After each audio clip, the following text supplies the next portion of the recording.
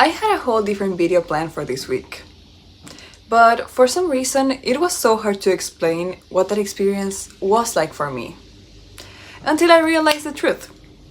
It wasn't hard because of the topic, it was because I didn't resonate with that anymore. And that change has been happening for a while now, but I kept living like it was all the same because I didn't notice it. Let me explain though, because this revelation, realization, whatever you want to call it, hit me these last 4 or 5 days, so it's very fresh. Most of my life I had a very strong avoidant attachment, right? And its roots go back to my childhood, as I explained briefly in my previous video. But one of the results of this was that I started to treat others the way I wanted to be treated, like giving them emotional support if needed, being there for them, and just making them feel safe. To this day, I bring safety to people quickly, and that's beautiful to me, honestly. But I never received the same in return the way I wanted or needed, at least. And that made me feel like my vulnerability was a nuisance or something too complicated to care about. And also, I got used to being left behind once others got better emotionally, or once they got whatever they wanted from me, consciously or not. When I was younger, those beliefs and feelings came from a place of low self-esteem. Like, people left me because I was boring and annoying and ugly and disgusting and too much to handle in a bad way and so on. So I truly believed that my only positive quality was my ability to hold others and give advice. Then, as time went by, I clearly started to heal and become a better person, you know? That's why I'm able to talk about all these things.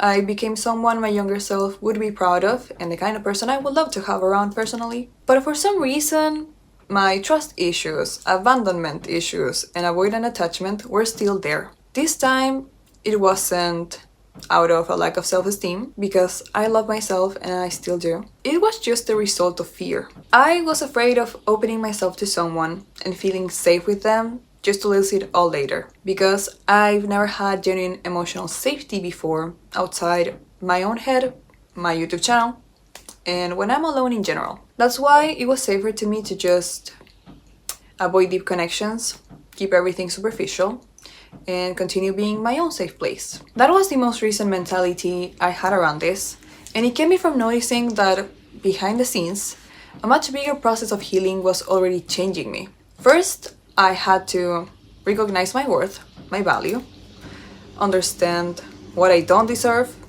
and find safety within myself to know what that feels like. Then, with clear boundaries and a strong sense of self-worth that I'm very proud of, I had to break the connection I created in my mind between safety and romantic relationships. I understood that the people you can truly be yourself with aren't just romantic partners, but friends too, since that kind of vulnerability doesn't have to be reserved for romance alone. That pushed me to socialize again after a long period of isolation. Finally, my most recent achievement, I developed boundaries that would allow me to build connections differently. Not through shared trauma, but by genuinely getting to know someone instead of knowing their wounds first. Sometimes we're so used to living in a certain way or mindset that the possibility of something different seems unrealistic. That's why I kept talking and acting as someone with an avoidant attachment. But what caught me off guard recently is that I didn't feel that way anymore. For example, now that I'm talking to some people kinda consistently, I thought, oh, I don't feel that connected to them because I'm afraid of finding safety and losing it. And it sounded logical to me. It did. But I didn't feel the usual fear behind those thoughts anymore.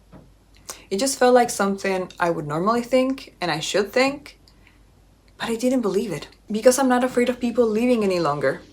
Since I know that if they leave, it has nothing to do with who I am as a person, it doesn't define me, and I have enough safety within myself to know that if someone who made me feel safe leaves, I won't lose my safety because it no longer lives inside somebody who isn't me. The question that remains is, why didn't I feel that connected to them then? Simply because I don't resonate that deeply with them so far. And it's not wrong. It just means that maybe I need more time to get to know them, especially after being alone for so much time, like a year, maybe more. Another little thing that made me realize I'm not the same person who used to carry those fears is that when I was younger and my avoidant attachment was at its peak, I would move mountains to keep my personality and thoughts hidden because that way I wouldn't get too comfortable with people, attached, and it felt less dangerous. But now I couldn't care less. I became pretty open. People can read me easily, and when I'm talking to them, they can tell right away that I am a certain way. And that's shocking to me. But the point of this video isn't how I overcame my avoidant attachment or a lesson on emotional connections. It's about how sometimes we're so used to a certain identity that even when we are not that way anymore, we keep acting like we are. Because that's our comfort zone. That's the narrative we told ourselves, and being the opposite seems impossible or terrifying because who I am without this. I get it though, you know? Change always comes with uncertainty because it pushes us out of our comfort zone.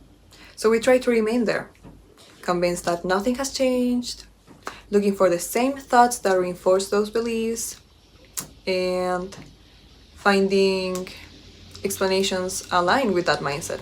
Take me as an example. I even tried to make a whole video about avoiding attachment, and I simply couldn't because I'm not the person who has it anymore. Or that I tried to convince myself that my avoidant attachment was the reason behind my lack of,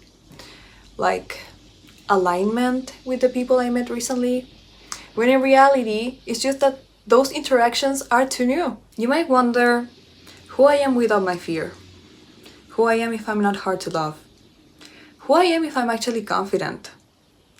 Well, you're still you, just stronger. You finally became someone who overcame attitudes and beliefs that were hurting you. And now, the narrative you told everybody about yourself, including you, needs to catch up with those changes. You need to quit carrying an identity that stopped being true a long time ago. And I think that's all I have to say today. I'm a little bit tired. This didn't take long to record because the idea was pretty clear in my mind, but the lighting is frying my eyes. So, thank you so much for watching. Thank you so much for being here.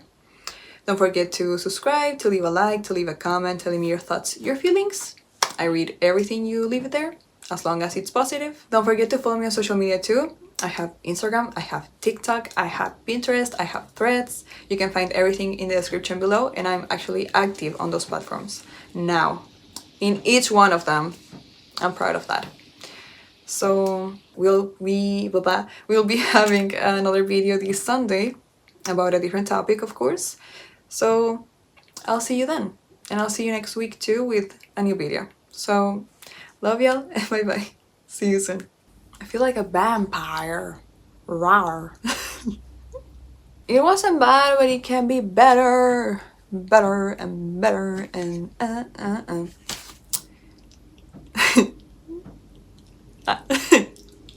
That was horrible.